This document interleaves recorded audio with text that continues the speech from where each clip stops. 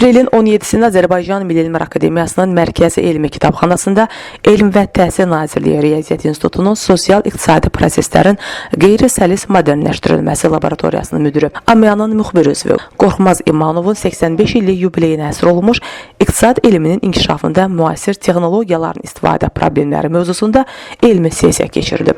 Tədbir Azərbaycan Milli Elmlər Akademiyasının İctimai Elmlər bölməsi və Fizika, Riyaziyyat və Texnika elmləri bölməsinin birgə təşkilatçılığı ilə baş tutub. Yubiley tədbirini giriş nitqi ilə açan Azərbaycan Milli Elmlər Akademiyasının prezidenti akademik İsa Həbibbəyli iqtisadçı alim Qorxmaz İmanovun şərəfli və məhsuldar ömür yolu keçdiyini vurğulayıb. Qeyd edilib ki, o hələ Sovet hakimiyyəti dövründə yeni təfəkkürə malik iqtisadçı alim kimi formalaşaraq elmi ictimaiyyət tərəfindən tanınıb. Akademik İsa Həbibbəyli Qorxmaz İmanovun iqtisadi proqnozlaşdırma modelləri kimi mühüm və mürəkkəb elmi istiqamətlər üzrə apardığı tədqiqatların onun 50 illik elmi fəaliyyətinin əsas xəttini təşkil etdiyini diqqətə çatdırıb. Hazırda ölkəmizdə iqtisadi riyaziyyat proqnozlaşdırma modelləri sayəsində fundamental tədqiqatlar aparan alimlərin sayının məhdud olduğunu söyləyən AMEA rəhbəri bugün cəmiyyətin inkişafında aparıcı mövqedə dayanan süni intellekt, rəqəmsal transformasiya və elmetrik hesablamaların elmi bazasında məhz iqtisadi riyaziyyat proqnozlaşdırma modellərinin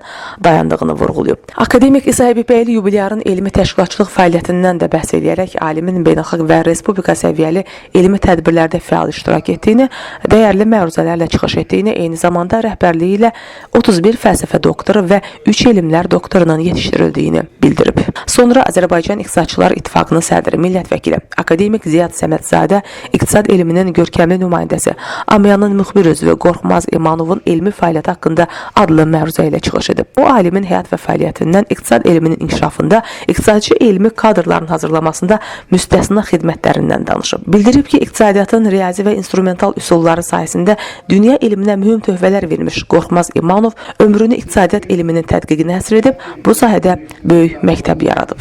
Daha sonra AMEA-nın müxbir üzvü Qorxmaz İmanov həyat keyfiyyətinin idarə olunmasının süni intellekt texnologiyaları mövzusunda elmi məruzəsini təqdim edib.